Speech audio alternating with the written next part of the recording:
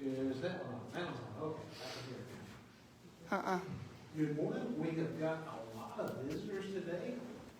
I'm glad that you are here, and hope that you are able to return anytime you have the chance. Okay, let's turn this off and back on. We'll see if that helps. May need to restart that. Came on for a second. Got a green light, so. Okay. Okay. So, as we're getting ready to get started, what announcements do we have that we aren't already aware of? None, okay. So it sounds like we're good to go.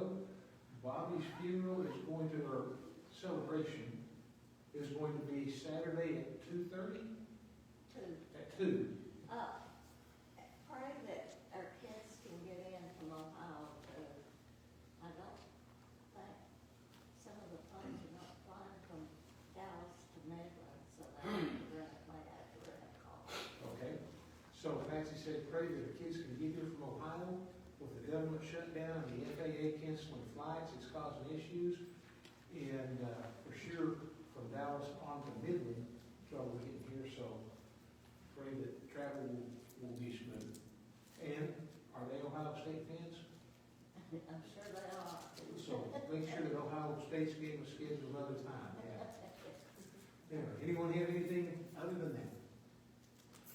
No? If you would join me in prayer then. Heavenly Father, we come before you, man, we just thank you for the chance to be here together to spend time in your word, to praise your name, and to strengthen and encourage one another. Help us to be able to shut out the things that don't matter. And Father, we thank you that we can celebrate Bobby's getting to go home and being made whole again. Thank you for protecting us. We thank you for blessing us. Father, help us to honor your name in all we do. This is our prayer in the name of Jesus Christ. Amen. All right, so the last few times that I've been privileged to speak on Sunday, we have been looking at the book of Judges. And so tell me what you remember about the book of Judges. What was it? Why is it? How did it come to be? All that good stuff. Before Israel had kings, God had set up a system with the Levites being the priests and judges that worked through him. Okay. So what Brad just said is before Israel had kings. So that acknowledges a couple of things. Number one, they were a nation. But number two, they were a nation unlike any other nation in that they did not have this political structure that all the other nations had. Instead, God had designed it where God, would be their king, their sovereign, and the priest, which all came from the tribe of Levi, would be the ones to, oversee that system of government. So, we made it that far, and you're absolutely right, Brad. And then what? Where did the judges come into that picture? They administered the law. So, how or why were the judges necessary? Because God never, in the books of Genesis, Exodus, Leviticus, Numbers, and Deuteronomy, he never set forth a place for this type of judge. They were supposed to, when they were in the wilderness, appoint judges or mediators over groups of 10 and 100 and 1,000. But that isn't what this type of judge is. So where did this type of judge come into the picture?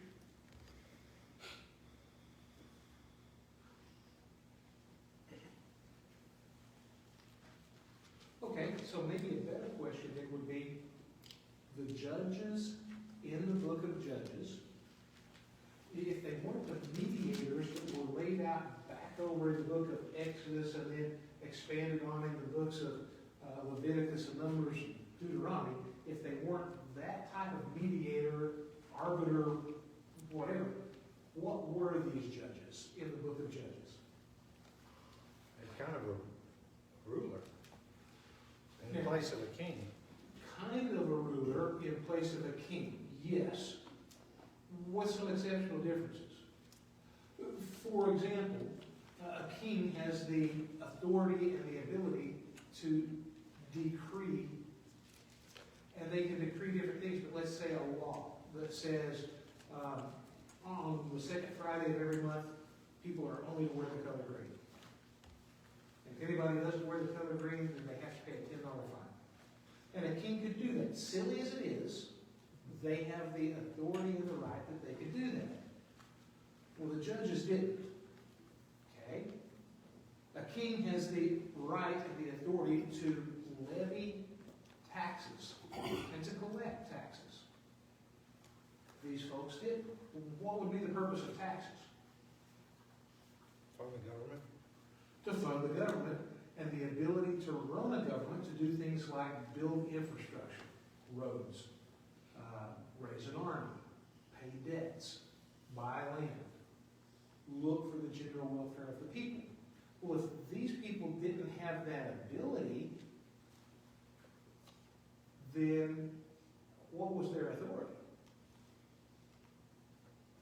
Well, chapter 3's got the first judge.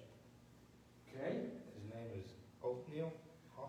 And we looked at Othniel the last time, and Othniel was this guy who was Caleb's double relation. And so, by virtue of Caleb training him up in the faith and spending time with him, he was a godly enough person that at the time that Israel was, well, in trouble, he, by faith, like Caleb, stepped out and took action and rescued the people of God. That's what it says in there in Judges chapter 3, starting in about verse 7 and running down through verse 11. But you actually have to go back to chapter 1 of Judges to catch that he was Caleb's relative. And remember Caleb when they're going into the promised land? And it was a really, really, really tough area. Caleb said, 40 years ago when I was here and spied out the land, I wasn't afraid of them then. I'm not afraid of them now that I'm 80 years old.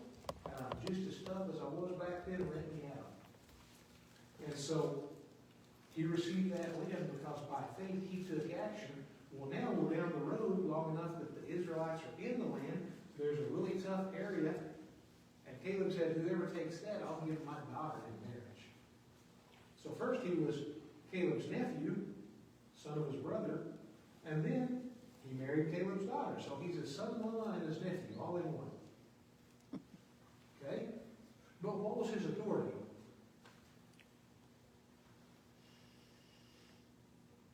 He basically delivered Israel. So maybe a warlord type deal. Yeah. Look at chapter 3, Judges chapter 3. Look at verse 9.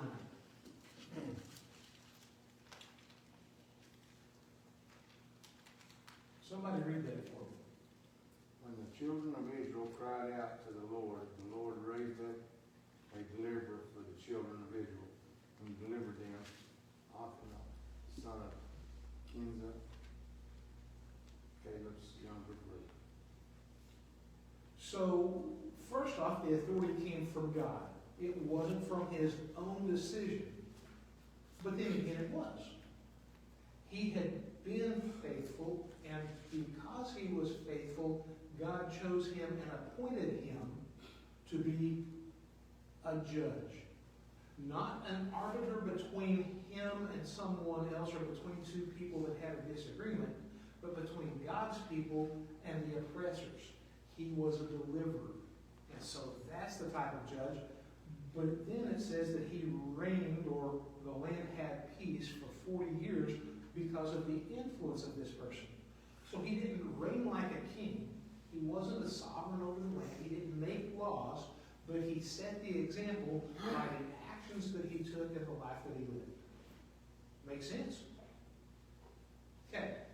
So this type of judge is totally unlike what we think of as a judge sitting on a bench with a gavel in their robes declaring what the law says to be. The judges in the book of Judges were folks that God declared were going to be a rescuer or a deliverer. Because you know what people are kind of, well,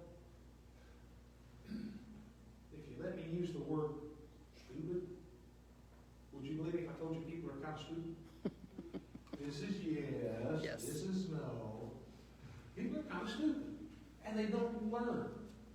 And I think that would be fair to say about us and our society, correct? And individuals may learn, but as a whole, we tend to repeat mistakes over and over and over. And the Israelites were no different. And so if you start right there in verse 7 of chapter 3, the Israelites did evil in the eyes of the Lord. They forgot the Lord their God, and they served the hills and the Asherahs. Because of that, verse 8, the anger of the Lord burned against Israel, so that he sold them into the hands of Cush and Rithim, king of Aram Naharaim, to whom the Israelites were subject for 8 years. So the people rebelled against God, and it wasn't necessarily an open defiance saying, you can't tell me what to do, you're not the boss of me.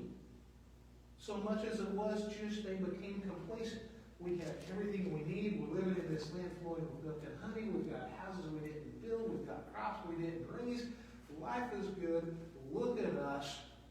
Land of good and plenty. God bless Israel. Oh, by the way, praise be to Mother Earth. Let's worship Mother Earth. And the sun that brings all the sunshine that helps our crops grow. Yeah, praise be to the sun God. And praise. Does it sound familiar at all? This is yes. This is no. And this is no. You need to list for us a bunch of examples of people today that are talking about global climate change, man-made climate change, God save the earth. We could go down the list, right? And we are to be good stewards of everything that God gave us. Don't get me wrong. We're to be good stewards of it. But we don't worship Mother Earth. And things along those lines, and we shouldn't. But there are some who do. So, because they kind of forgot who God was and who God was supposed to be in their lives, they became unfaithful. And so God let them receive the natural consequences of that. When in came a conquering king and suppressed and oppressed them. And then the people all of a sudden remembered, oh, we need God. We're not capable to deliver ourselves. We can't get out from this oppression.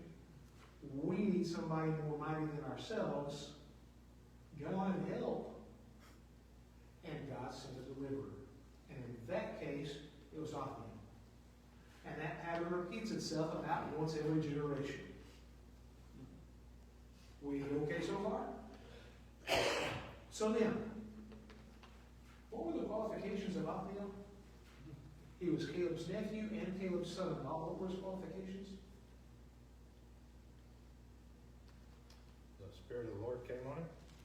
Spirit of the Lord came on him. Because he was a good fellow. Because the children of Israel cried out. Okay, because the children of Israel cried out, they turned to God, and it wasn't because Othniel was some great, mighty, political, influential, highly educated, highly sophisticated, well-spoken individual. If God's character is consistent, and it is, he went with a flawed individual and made him fit for the job. Oh, if God is consistent in what he does, he took a nobody, is basically what you said, and made him who he chose him to be. Okay. Once again, a pattern we're going to see time and time and time again. Who in here is able and capable of leading the Church of Christ at 4th and Boulevard in Pecos, Texas, to a revival where it's going to be completely full of the pews again? Nobody? Repeat the question. Who in here is capable of leading the 4th and Boulevard Church of Christ in Pecos, Texas, to a revival where we are so on fire that once again the pews are filled every Sunday? The one who God chooses. See, you're onto something there. Well, who's capable of leading the town of Pecos City, or Reeves County, or Loving County, or whatever county you have to be from, in a revival that's going to reform that county? The people in it are going to change hearts and lives for God. And then what about the state? What about the nation? And the answer is the same as whoever God chooses, because on our own we're not not capable. Now, who in here, if somebody walked up to you, they think Moses, when he is on the desert shepherding his father-in-law's sheep, and there's a bush that looks like it's on fire burning, and you go over to see it, and the voice says, "Hey, I'm choosing you." How many of you in here feel like you are capable of being that person that God's going to choose? Why? No, really. That's a legitimate question. Why would God not use you? Why could God not use you? Sterling, you're the youngest man I see in here. Can I pick on you? Yeah, sure. Why would God not choose you? Well, time and time again, I see myself just like the Israelites, falling short and falling into the same habits. Because time and time again, I see myself just like the Israelites falling short, and I didn't understand the rest of it because I'm hard of hearing, but that's okay. That's juvenile idea, right? Who's older, Randy, you or Richard? I don't know. So same question then for you, since you don't know, what would stop God from using you to change the world and turn it upside down? Nothing. Nothing. God can do whatever he wants, and he'll make any world total mark when it's time. He's proven that. Now, you said something that I'm going to, I agree with it, but I'm going to disagree with it. You said God is able to make any one of us toe the mark when he sees it's time. But does God make anyone choose to do his will? Yes. Or, Did he not make, who was it that said, "Now I ain't going there, I went the other direction"?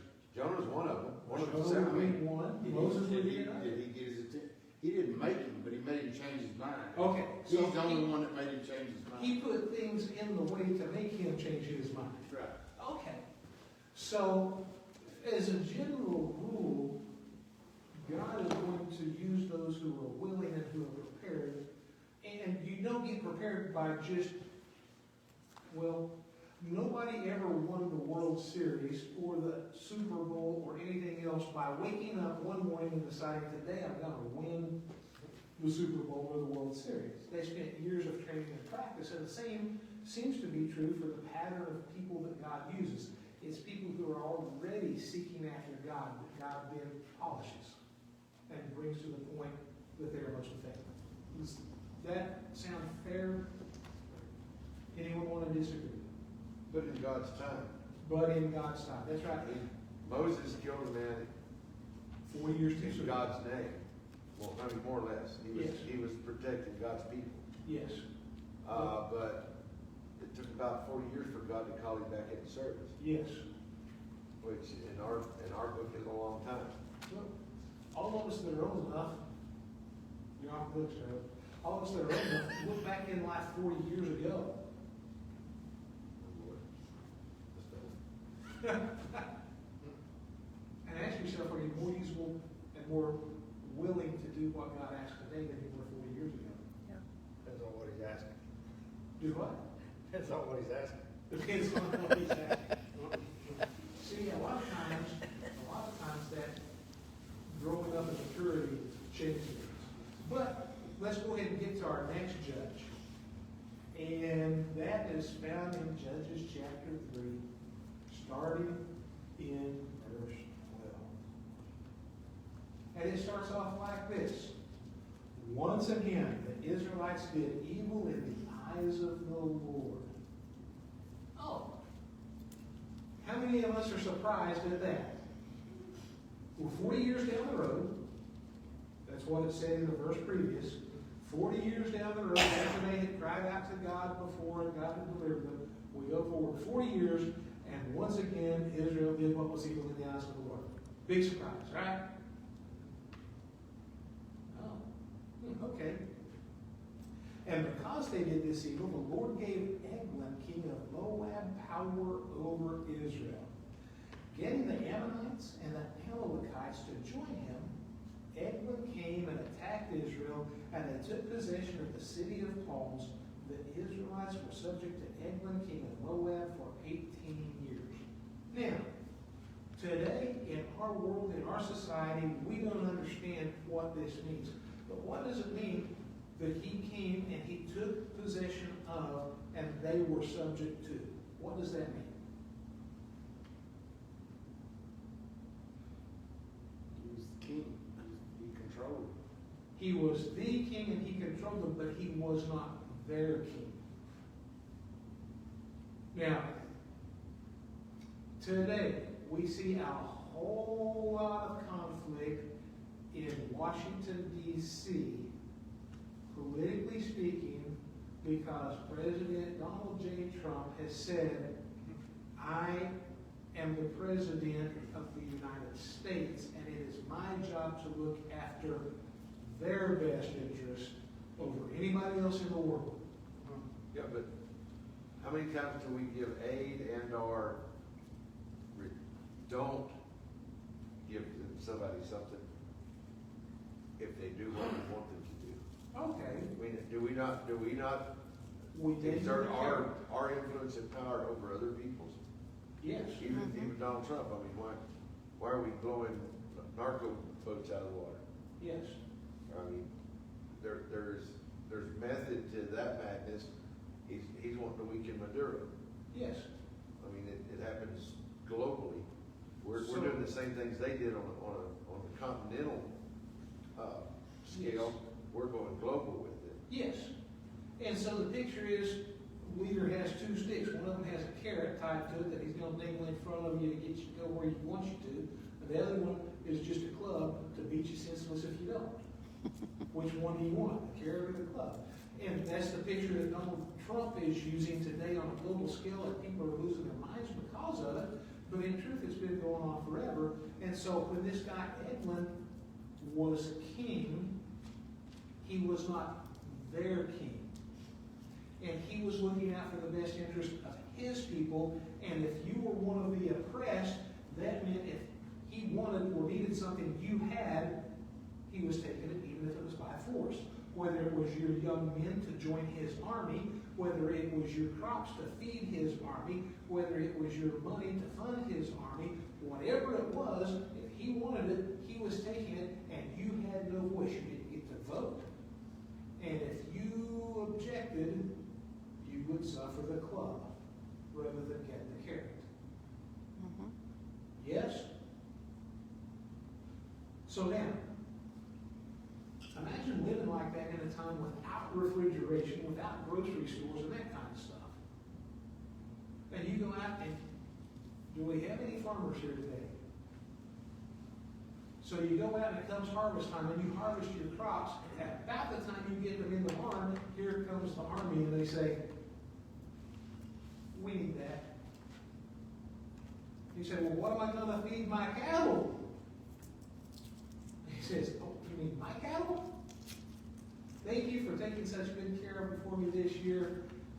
Appreciate it. But since you don't have anything to feed them anyway, we might as well take them too. Thank you very much. And you say, well, what am I going to feed my family? I don't know. Ask your king. And that literally is the picture of how things went. So here we go. And because of this, they did evil in the Lord gave Eglon, king of Moab, power over Israel, gave the Amorites and Amalekites to join him. Eglon came and attacked Israel. They took possession of the city of palms. The Israelites were subject to Eglon, king of Moab, for 18 years. By the way, what was the city of palms? Give you a hint, it's the very first place where the Israelites went into the promised land. It was the very first place that the Bible mentions that they conquered. Marched around the city once. Jericho. So there's some historical significance here. This was the place that they first set land and set foot.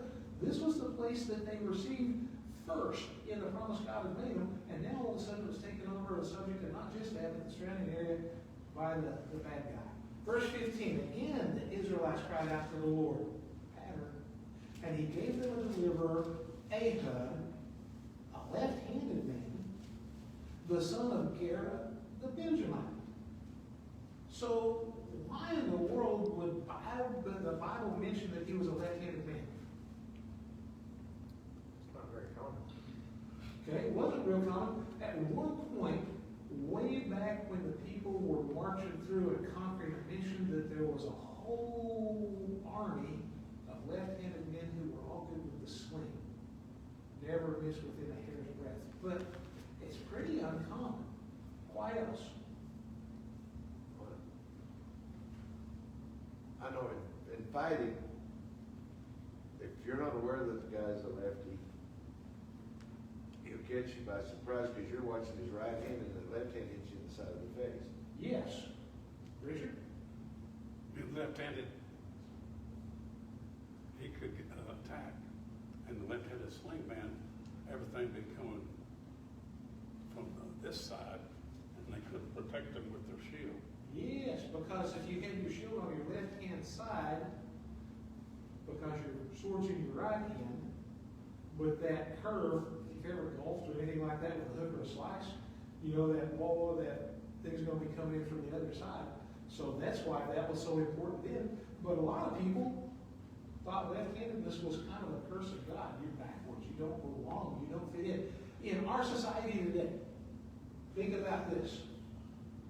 If you drive a car, which side of the steering wheel is your ignition on? That is, you have to take the key out of your pocket, you put it in the ignition unless it's a push button, and you start it. Which side? Right. Anybody in here have one on the left? Yours is on the left? No. I've got some that's on the left. The new starter buttons sometimes. Sometimes the buttons are, Trucks are on the left. but unless it was one that was a custom job, I've never seen one where you put the key in and you turn the key that's on the left-hand side. Why? Because that doesn't work. Think about a spiral notebook with the wire in the back. When you get that brand new spiral notebook and you open that spiral notebook up and you get ready to take notes, where is the wire? It's on the left. So that your right arm does not go across the wire and cut in. Think about the zipper on your breeches. Try and zip up left-handed today. Today, our society is made for the right-handed people, not the left-handed people. I'm right-handed. I'm not driving. I'm left. But there was so much about the left-handed that they just didn't fit. In a world made for righties, there has to be exception. But the Bible says God took this person who was left-handed. He was not like everybody else. He was, odd. And God's going to use this odd person. But not only that, it points out that he wasn't one of the favorites. He was not one of the, what tribe was it that was supposed to be the servant of God? Levites. It wasn't Levi. He wasn't from Judah, the tribe of power. He was from a tribe that had almost been wiped out in Israel's history, the tribe of Benjamin. And so he was the son of Gera the Benjamite. But this is what happened. It says down in verse 15, the Israelites sent him with tribute to Eglon, king of Moab. What's tribute? Like a gift? Taxes. Taxes. A gift. It wasn't really a gift, it was taxes. It was, this is the amount that you have to give me this year. Anybody 20, 25 years ago ever watched the movie A Bug's Life? Okay. So, Hopper and the grasshoppers were the bad guys because they came and they Took exacted everything. tribute from the other bugs. You've got to give us all the grain you've harvested. Well, we sit back and do nothing, but you're going to pay the price. That's tribute. Okay? So give us everything you got, and we'll let you go without asking you. They sent Ahud, this left-handed outsider, to take the king this tribute. Why would they do that? He has a special gift for He had a special gift because God chose him. God raised him up. Now, Ahab had not, I can't talk, I'm sorry. Church is either going to be really long or really short. Now, Ahab made a double-edged sword from about 1.5 feet long. Anybody have something other than 1.5 feet? got a cubit. A cubit. That's going to be important later in a different setting maybe. But about 1.5 feet long. which he strapped to his right thigh under his clothing. Now, they didn't wear breeches. What did they wear? Toga, robe, whatever you want to call it. Tunics. Huh? Tunics. Tunics. So, if you walk in to the king's presence, his bodyguards are going to, particularly if you're not in good standing, having to pay tribute, they're going to be suspect and they're going to look at you kind of weird and they're going to search you. Where? Or you normally carry a sword. Where you're going to carry a sword. And for the average right-handed person, where's that going to be? Left hand, waist high. So they check him out, maybe even pat him down. No sword, no weapon that's discernible. But because he was left-handed and it was strapped to his right thigh, they didn't find him. Verse 17. He presented the tribute to Eglon, the king of Moab, who was a very fat man. After Ahud had presented the tribute, he sent on their way the men who had carried it. Wait a minute. That's different. Because when we first see the picture, it's Ahud going to take tribute. When we look at it again, who took tribute?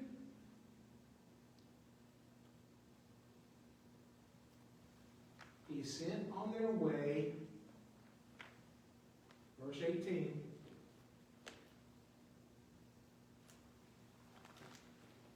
Other people. how many? Doesn't say. It doesn't say. What were they doing? What was their purpose? Paying tribute. He's carrying them. They were carrying the tribute, the money, as it were. So it wasn't just Ahud. The amount of tribute they were having to pay, the taxes, if you will, that they were giving to the king was significant enough that there were multiple people involved for the purpose of carrying the money. I want you to understand, this isn't, I'm going to give you the change that I had in my pocket type deal. This is a burden to the people that made them cry out to God. Okay? At the idols near Gilgal, he himself, that would be Ahab, turned back and said, I have a secret message for you, O king. Okay. The king said, quiet. And all his attendants left him. Ahab then approached him while he was sitting alone in the upper room of his summer palace. Why would he be sitting alone in the upper room of his summer palace? You already sent them all out. Okay, he'd sent them all out. That's why he was alone, but why the upper room of his summer palace? Secret. See, it's cool. Secret, no spies, and it was cool. That was the air-conditioned place, if you will.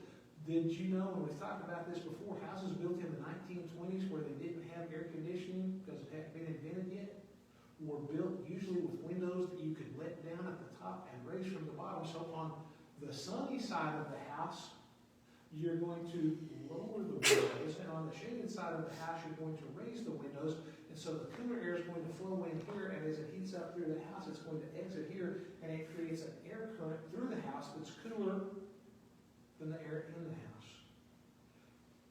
Designed that way. It wasn't an accident. He's up in the upper room because that's the cool spot, and he sent everybody else out. So, Ahab then approached him while he was sitting alone in the upper room of the summer palace, and he said, I have a message from God for you. As the king rose from his seat, Ahab reached with his left hand, drew the sword from his right thigh, and plunged it into the king's belly. Even the handle sank in after the blade, which came out his back. Ahab did not pull the sword out, and the fat closed in over it. Then Ahab went out to the porch. He shut the doors of the upper room behind him, and he locked them. So let's think about that for a minute. He reaches down, he grabs the sword, he sticks it in the king's gut. It goes all the way in, so even the hilt is covered up, and he leaves it there. Why would he do that? He didn't want to carry a bloody sword out with him. Do what? He doesn't want to carry a bloody sword out with Doesn't him. want to carry a bloody sword out with him. Less bleeding. Less weight. And not only that, how many people had seen that sword in his possession? No one. None. They couldn't trace it back to him. That's pretty good reasoning right there. Especially here in a minute when you consider how he gets his getaway done. What about these doors? He went out of the upper room, he shut the doors, and he locked them. Where did he get the key?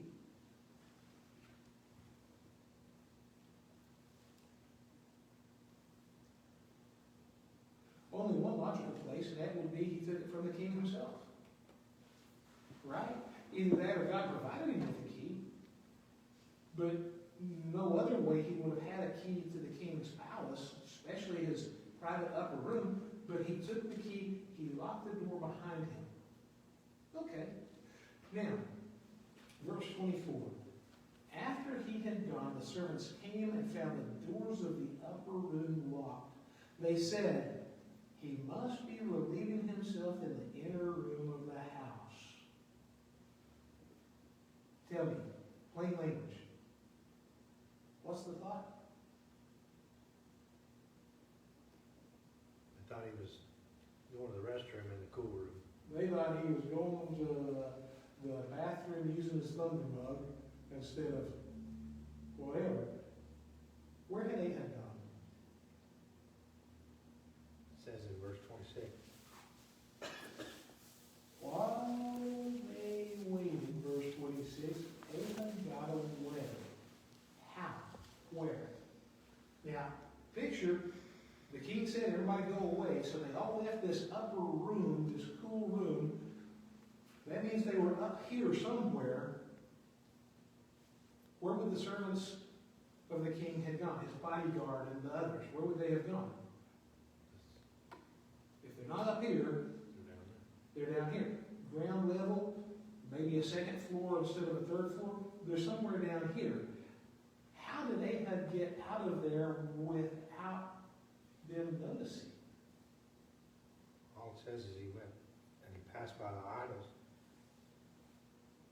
You know most likely the scenario?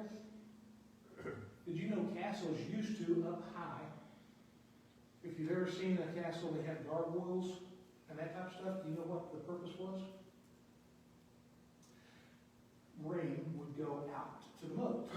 But if you've ever seen pictures of old castles in Europe, for example, you'll notice that in various spots there are stains on the wall. You know what the stains on the wall are? Where the bathrooms drain to the moat. Quite likely, the way Ahab made his escape was through one of those chutes, which would also explain why they thought the king was in the bathroom. Okay. Neither here nor there, but back up where we were, verse 25. They waited until the point of embarrassment when he did not open the doors of the room. They took a key. Oh, they had a key also. And unlocked them. There they saw their Lord fall to the floor dead. While they waited, Ahab got away. He passed by the idols and escaped Selah. When he arrived there, he blew a trumpet in the hill country of Ephraim, and the Israelites went down with him from the hills, with him leading them. Follow me, he ordered, for the Lord has given Moab, your enemy, into your hands. So they followed him down, and taking possession of the fords of Jordan, they led to Moab. They allowed no one to cross over. At that time, they struck down about 10,000 Moabites, all vigorous and strong. Not a man escaped. That day, Moab was made subject to Israel, and the land had peace for 80 years. How many people did it take doing God's will to deliver a nation? Something like one. One. This is the second time. The first time it was for 40 years, now it's for 80 years. It never seems to last. One person doing the will of God, even at the point that if you go to assassinate the king and you're caught before you assassinate him, what's going to happen to you? If they had caught Ahab before he assassinated the king, with that sword hidden, what would happen? Probably gonna sleep with the fishes. Probably gonna sleep in the moat, with the fishes or something.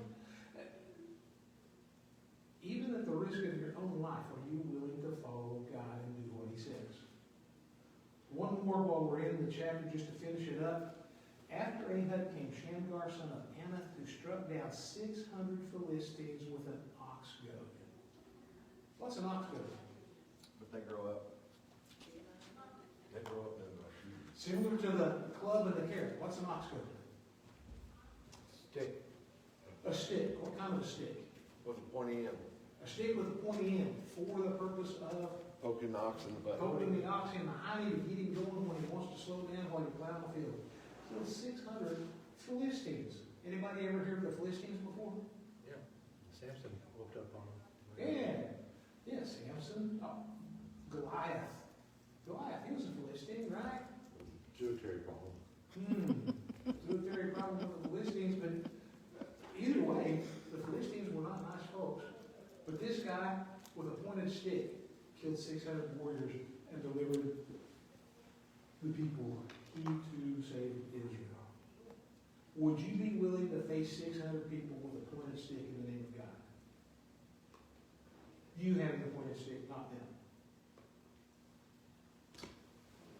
Most of us won't even engage in a hostile conversation. Most of us won't even engage in a friendly conversation in the name of God.